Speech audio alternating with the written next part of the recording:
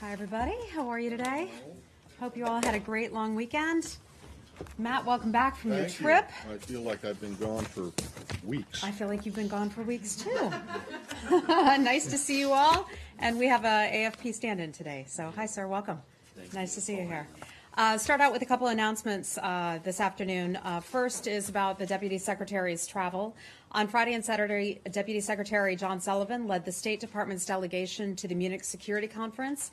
He participated in a panel discussion with a number of world leaders and reaffirmed the United States' commitment to nuclear nonproliferation and also arms control. While there, the Deputy Secretary conducted some bilateral meetings with senior officials from China, Germany, Sudan, Tunisia, Ukraine, and also the Vatican to discuss a range of issues of mutual concern. The Deputy Secretary traveled to Rome on Sunday, the 18th, for meetings with senior Italian officials, including the Foreign Minister, the Minister of Economic Development, and the Interior Minister, to discuss our shared priorities in Ukraine, Libya, Iran, and the Sahel, as well as our cooperation in the fight against ISIS. He also met with local journalists and think tank representatives and spoke to a group of students, members of civil society, and the media about the importance of the U.S.-Italian alliance and our cooperation on security issues around the world at the Center for American Studies.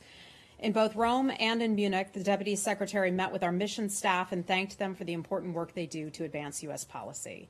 Today and tomorrow, the Deputy Secretary will visit Kiev. His visit will fall just one day after Ukraine celebrated the 4th anniversary of the Revolution of Dignity. There, in addition to meeting with President Poroshenko and other senior government officials, the Deputy Secretary will deliver a public speech to an audience of civil society leaders, students, and media at the Ministry of Foreign Affairs Diplomatic Academy, where he will underline the United States' commitment to stand behind Ukraine in its fight against Russian aggression and press Ukraine's leaders to continue progress on critical reforms and renew their commitment to uproot corruption. Following his trip to Ukraine, he will go to Latvia and then Brussels, and I'll provide you with updates on that as the week goes on. In addition to that, I'd like to highlight something that's very troubling that's taking place in Syria right now. The United States is deeply concerned by the escalating violence in the Damascus suburbs of East Ghouta. Recent reports indicate airstrikes directly targeted hospitals and what little civilian infrastructure remains, resulting in more than 100 civilian deaths in less than 48 hours. The escalation is exacerbating the already grave human suffering of nearly 400,000 people. It also increases the number of individuals who require urgent medical evacuation, which already stood at approximately 1,000. The Assad regime's siege and starve tactics are creating a humanitarian disaster, or I should say are adding to the humanitarian disaster there. The horrors of East Aleppo are being repeated in East Ghouta with the ongoing slaughter of trapped civilians and woefully inadequate access for humanitarian actors. In such a dire situation, we should express our admiration and our deep appreciation to the medical workers and also the first responders in East Ghouta who both risk and lose their lives every day trying to help civilians. We call on all parties to commit to the unconditional de-escalation of violence. Russia must end its support of the Assad regime and its allies. They're responsible for the attacks, for the dire humanitarian situation in East Ghouta, and for the horrendous civilian death toll. The United States supports the United Nations' demand for a month-long cessation of violence to allow for the unfettered delivery of humanitarian supplies and the urgent medical evacuation of civilians in East Ghouta. The cessation of violence must begin now, and those needing emergency assistance should be allowed to evacuate immediately. And with that, I'd be happy to take your questions. Hi. Thanks.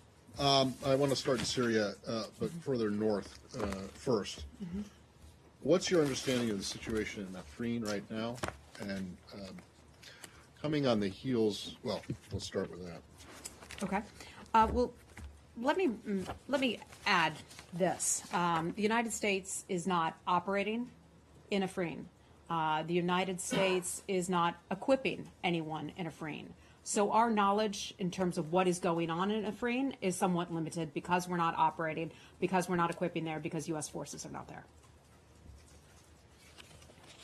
So, okay, so you don't know at all what's going on there? You don't know that whether or not Syria, I mean, fine, you may not have people there, you might not have people who you're supporting there, but you have eyes in the sky and other ways of finding things out. So, but you don't know whether or not it's true that Syrian troops have gone in with the permission of the Kurds Matt, or whether. I'd have to refer you to DOD on that. Perhaps they have something that we're not able to provide on that matter. I can tell you that the Secretary had some productive meetings with his counterpart and also with President Erdogan in Turkey, where they talked a lot about the overall situation in Syria and our concerns about that, in which we continue to stress for a de-escalation of violence, for people to not take actions that would escalate and exacerbate tensions there, and to keep an eye out for not striking civilians. It's certainly something that we've stressed. Right. So when he was in Ankara, there was this agreement in principle, I suppose you could say, to calm things down, to repair the U.S.-Turkey relationship, but and to start to do that in northern Syria, Mandij in particular, but that would include the whole thing. That seems to have kind of collapsed, has it not? I mean, it doesn't seem to have lasted much longer than even over the entire weekend. Well, let's look back at this. The Secretary just days ago sat down and met with his counterpart and also with President Erdogan. They recognized that perhaps we haven't working well enough together over the past few years. That was a commitment that the Secretary and President Erdogan made to one another. As NATO allies and partners who both share in the interest and the shared goal of defeating ISIS, we are now going to start to work together in a better fashion so that we can achieve those mutual goals. But that does not include dealing with the Afrin situation? Look, some of these are private diplomatic conversations that I'm not going to be able to get into for you, but I can tell you they agreed to sit down and have a series of meetings, some working groups that they've put together, where we can look at determining ways that we can better confront the situation there. Okay, but it sounds as though then that you've entirely separated off this one situation from the rest of it. And I get that you're not there and you're not supporting anyone that's there.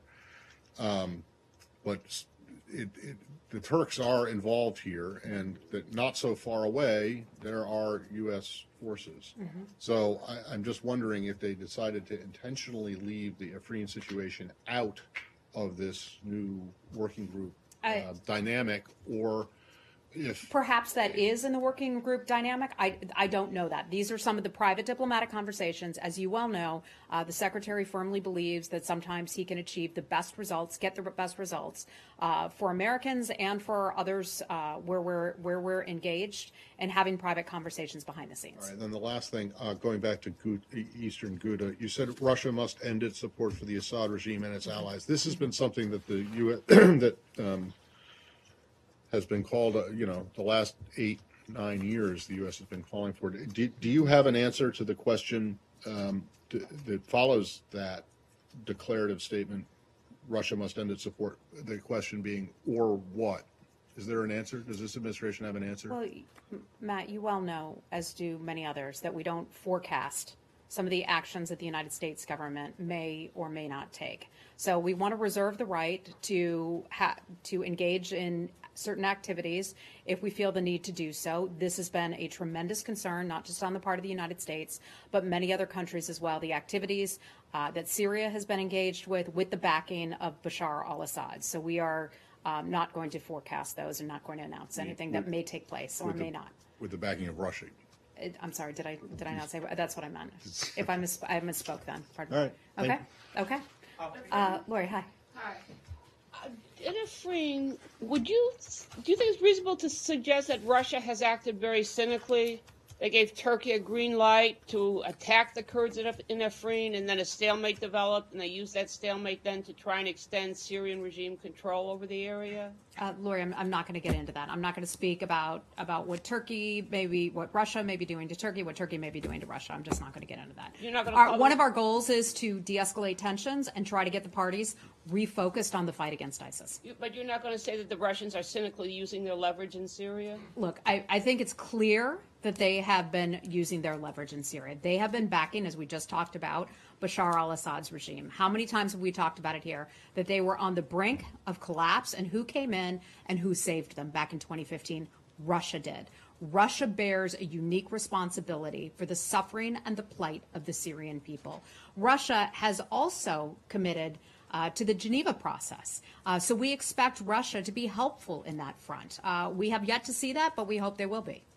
And if I could ask you a question about the recent visit of Iran's Ali Akbar Valiati to Baghdad, who went there for an Islamic conference, and he met with various figures, including the Deputy Speaker of Parliament, who said that he agrees with the Iranians in rejecting any continued U.S. presence in the region. What's your comment on that? Yeah, I certainly heard about those remarks and those comments and some of those reports. You know, it would be natural for Iraq and Iran to want to have conversations. I mean, they're neighbors, right? As we talked about South Korea, as we talked about North Korea, having certain conversations because they are neighbors, that is something just natural, and it is a fact of life that different countries may want to talk with one another. The question of their foreign relations is something that gets back to Iraq. We are fully comfortable and confident in our relationship with the government of Iraq as key strategic partners in the region.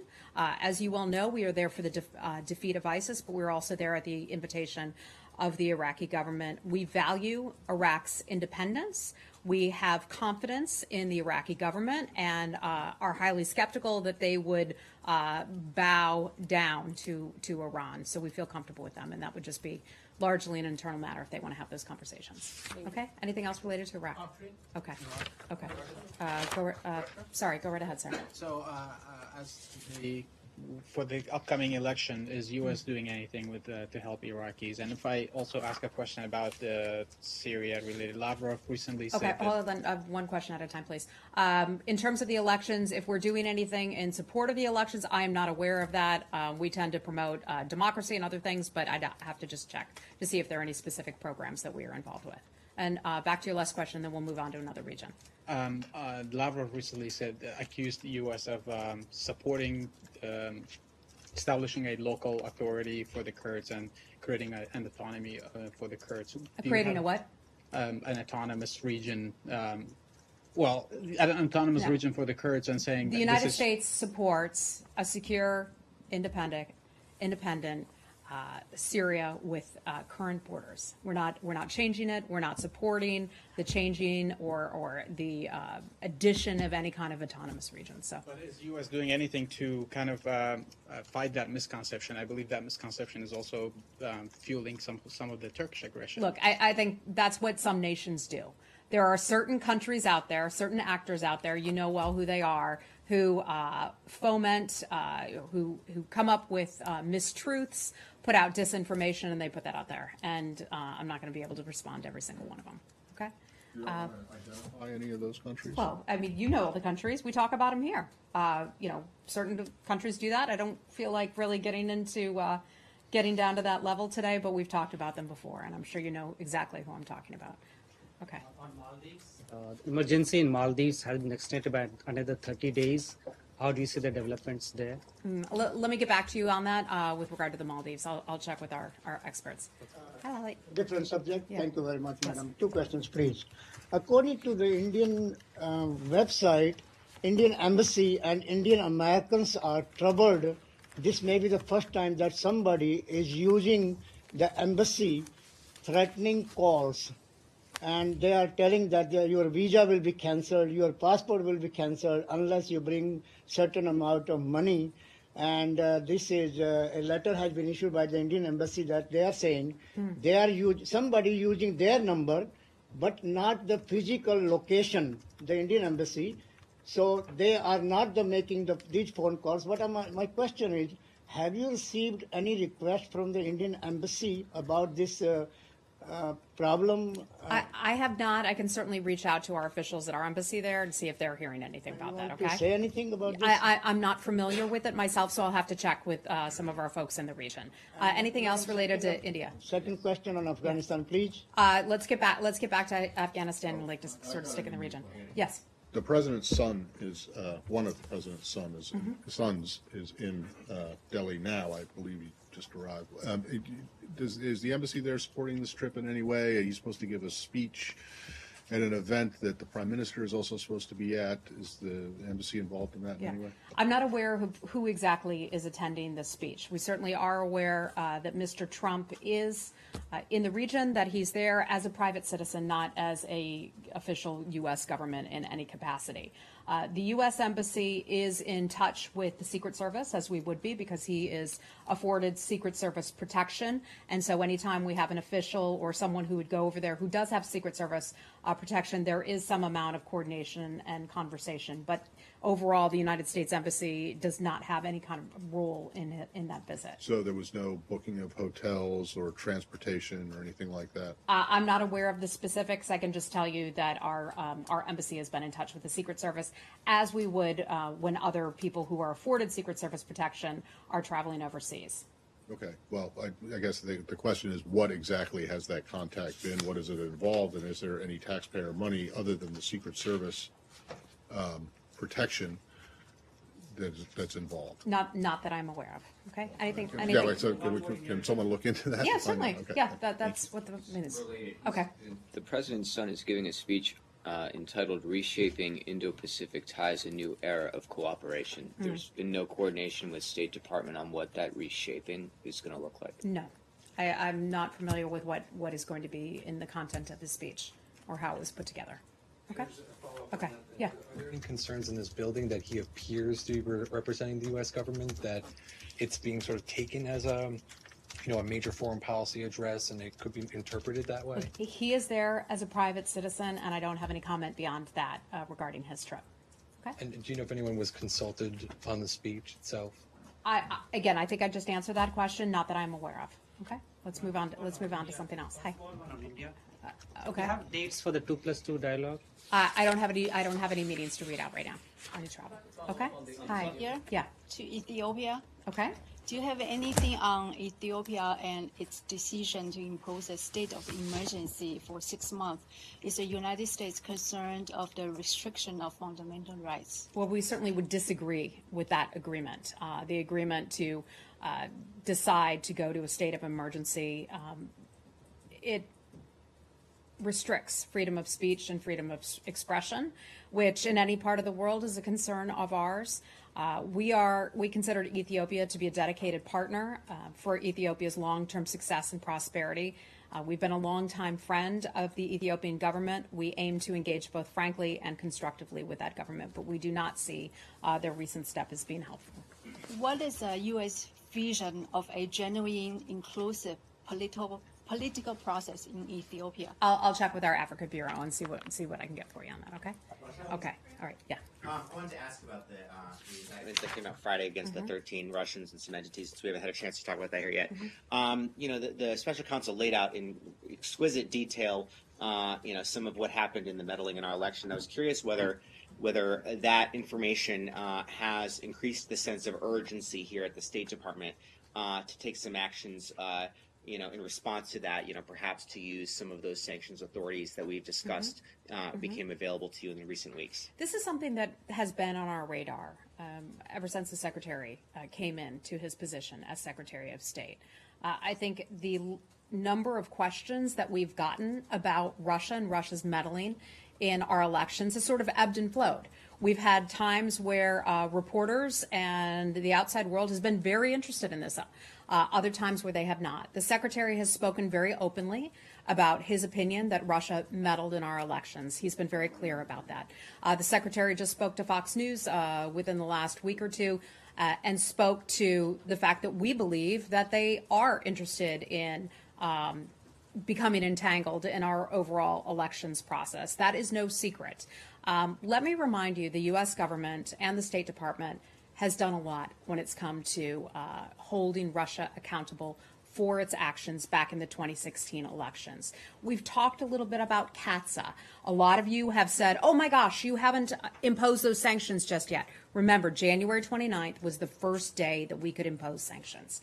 Among the things that we have done, and I'll have other things I want to talk about in addition to CAATSA, but among the things that we have done, we have sent out ALDAC cables to all of our posts around the world, where those posts have been instructed to speak with their host governments about the new CAATSA law in explaining to those countries, here's what you could face if companies, if individuals are involved in these sorts of activities that meet a certain threshold that would contribute positively to Russia's defense and intelligence and other sectors that are similar to those. So we've been communicating with our posts. We've been communicating with like-minded governments. We have hundreds of people around the world who are working on sanctions activity each and every day, not just at the State Department, but also at Treasury and other departments as well. So this is something we continue to comb through those transactions.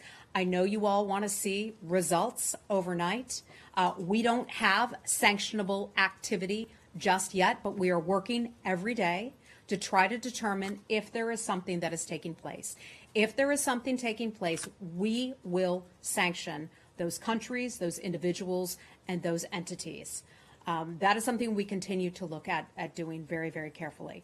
In addition to CAATSA, though, when we talk about election interference and how the U.S. government has responded as a result, we have other sanctions that have taken place. Please make that clear in your reporting. The sum of our actions as it pertains to Russia and Russia's meddling in our elections is not CAATSA. We have done a lot more than just CAATSA. There have been other sanctions that have taken place. You may recall the previous administration kicked the Russians out of their dachas. We have kept them out of their dachas. We have closed a consulate in San Francisco. People seem to forget about that. We have closed facilities in Washington, D.C. and also New York. That certainly upset the Russians. That is partly because of what they did in our 2016 elections.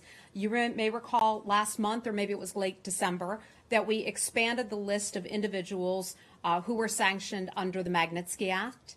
We also had the Global Magnitsky Act, in which there were Russians who were named, at least one Russian or two who were named under that. In addition to that, we have the sanctions that are put in place because of Russian activity in Ukraine. Our government is engaged on an interagency level where we are talking with one another and we are putting forth actions, activities related to Russians' malign activity as it pertains to our 2016 elections. So please, this is not just CAATSA, it's a whole lot of other things that people tend to forget about. So that's a really good list of steps the U.S. has taken to essentially punish Russia for what happened in the last election. Anything that you can add as far as conversations Tillerson or others have had with the Russians to try to prevent them from doing it in future elections? Yeah, so they are well aware of our position on this. Secretary Tillerson has said to the Russians, and he said this publicly, it has to stop. We're watching what you're doing. The issue of bots, we're still seeing bots out there. This is not just a U.S. government approach, but the private sector needs to do something as well. We are somewhat limited in terms of what we can do. We don't regulate Facebook. We don't regulate Google. Some of these private sector companies need to stand up and they need to be good American citizens and help us to prevent this. The FBI is involved with this. DHS is heavily involved with this. And the Secretary has asked and has spoken to Congress about setting up a new bureau here at the State Department that would handle cyber activity. You all have talked and you've asked me in the past about our special envoy for cyber. Well, we're changing that. The goal is to change that to make it a cyber bureau that would be headed up by an assistant secretary. So if anything, we're elevating the importance of cyber activity and cracking down. Very brief things on that. When you said, first of all, I just want to make sure that I understood this. You said in his interview that you referenced just now, you said the secretary said it's his opinion that the Russians did interfere or meddle, however you want to say it, in 2016. Is that his opinion, or is that a fact?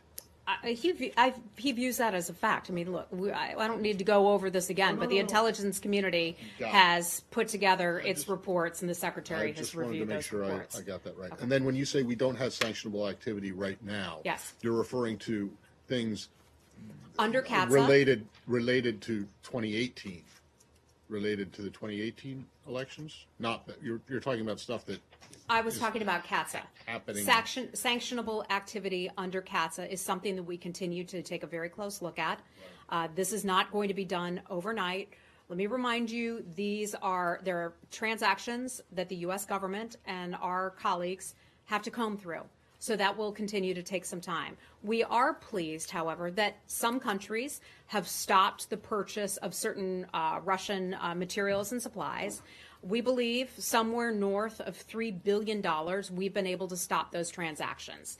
Stopping transactions like that is in effect a punishment. Why? Because that means less money goes into Russian coffers. So that is considered a part of, what we view as a success in holding Russia accountable. Well, when you say we don't have sanctionable activity, you mean you haven't discovered any, or you discovered things that might have been, but you stopped. I'm not going to get into any of those, into some of those details, but we are continuing to look very closely for sanctionable activity. Right. And then when you say you make this appeal to private sector companies like Google and Facebook and Twitter, I guess, and whoever else, but when you say when the secretary goes to and tells the Russians it has to stop, does he tell them that kind of thing, that this bot activity or whatever it is, or the misinformation, disinformation, that has to stop too? I don't know if he has specifically raised the issue of bots with that government, but I know he's raised that issue of bots publicly.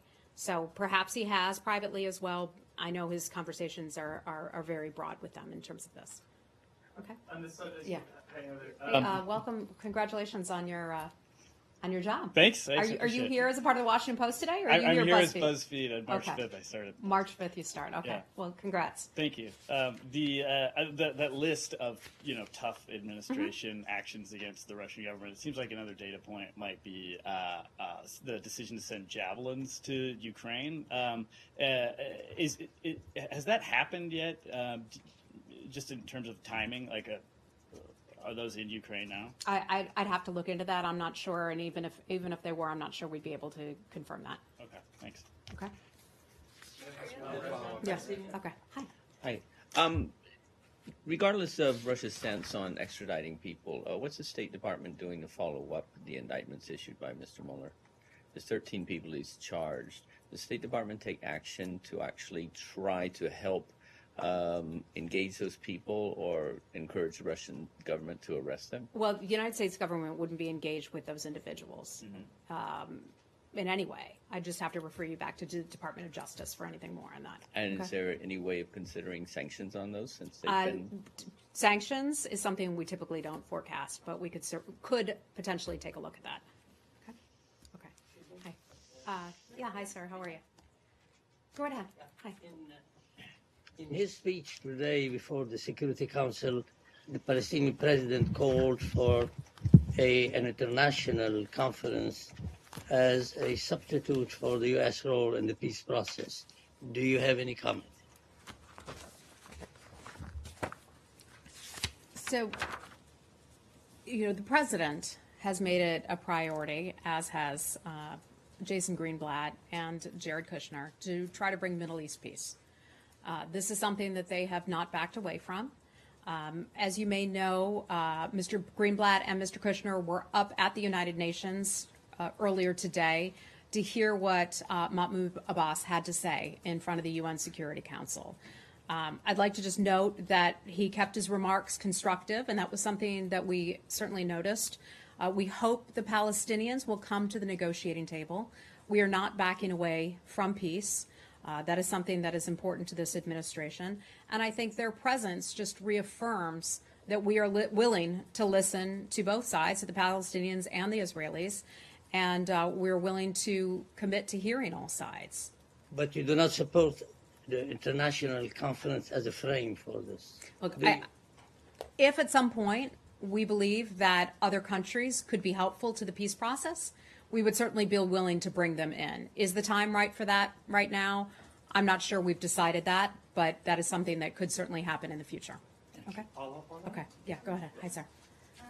No, the gentleman right behind you. Thank you very much. But how can you maintain both things at the same time, that you have a special relationship with Israel and you want to be the mediator between Israel and the Palestinians? Well, we've covered this numerous times before. This administration looks back at the numerous decades of inability to bring peace to the Middle East.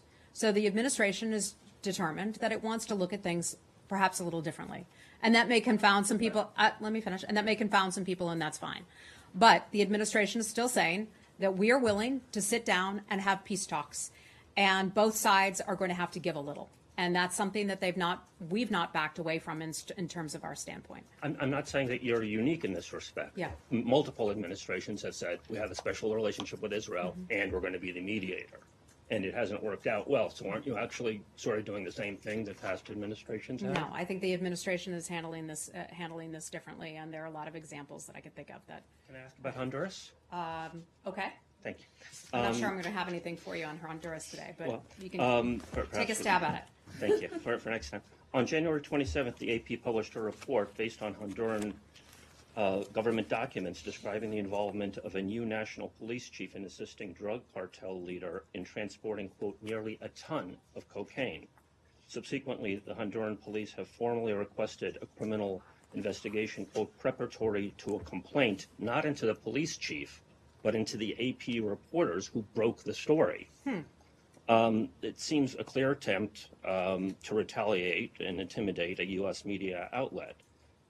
Is the State Department doing anything on this, especially considering that the revelations are about the police chief, Jose David Aguilera Moran's involvement, and that the U.S. government provides assistance to the Honduran police? I will certainly have to take a look into that. I was not aware of that story. I'll check with our experts in Honduras and at our Western Hemisphere Bureau as well.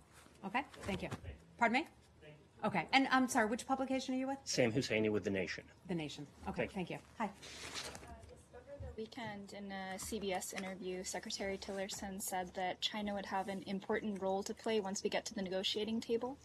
So does the U.S. support a return to the six-party talks or some other sort of multilateral framework? Yeah, I'm not going to commit to any kind of framework in which the United States would sit down and have talks. I know everybody's anxious to talk about talks and all that. We're not there yet.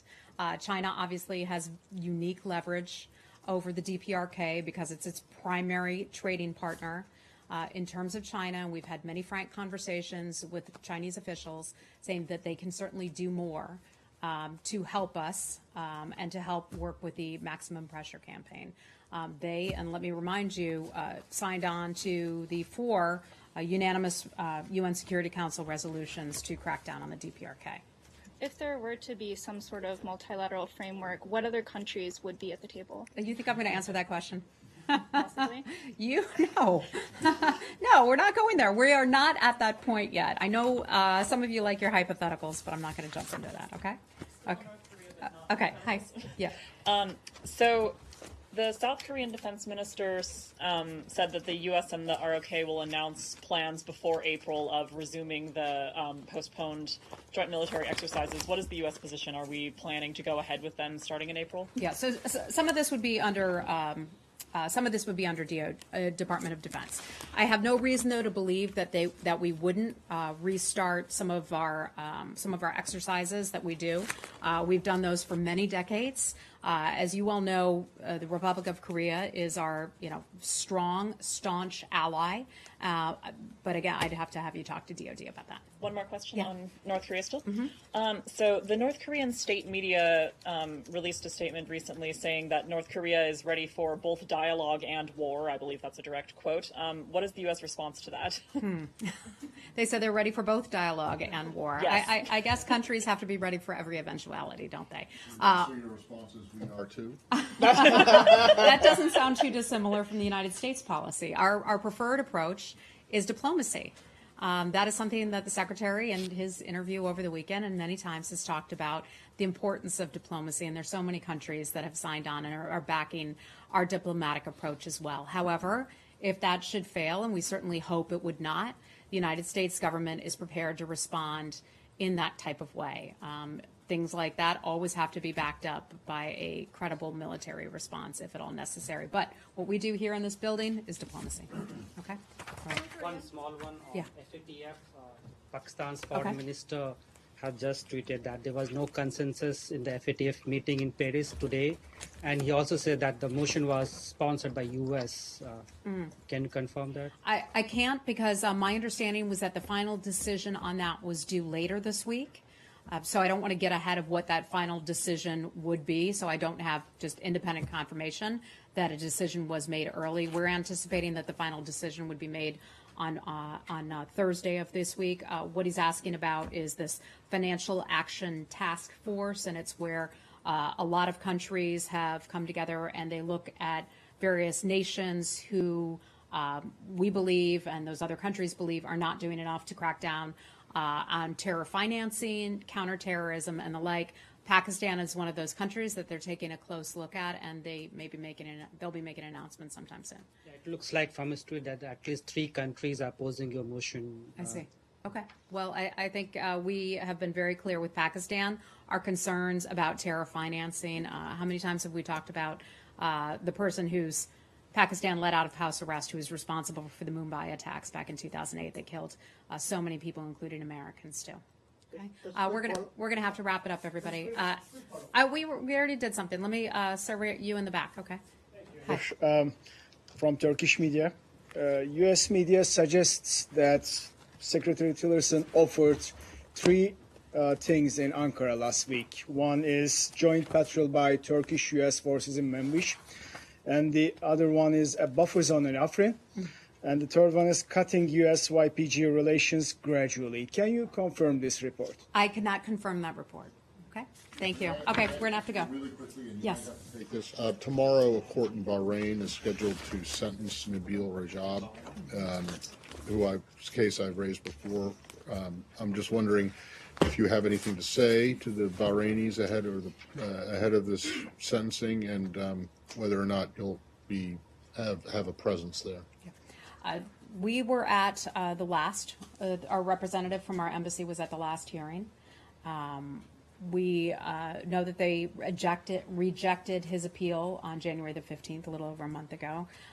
We're very disappointed by the Court of Cassation, that they made the decision to uphold the verdict sentencing Nabil Rajab. He's a prominent human rights activist. The sentencing would be, we understand it, to 2 years in prison, and I understand there's a separate sentencing that could take place for some of his Twitter activity. So we continue to have conversations with the government of Bahrain about our very serious concerns about this. Okay. Thank you. All right. Thanks, everybody.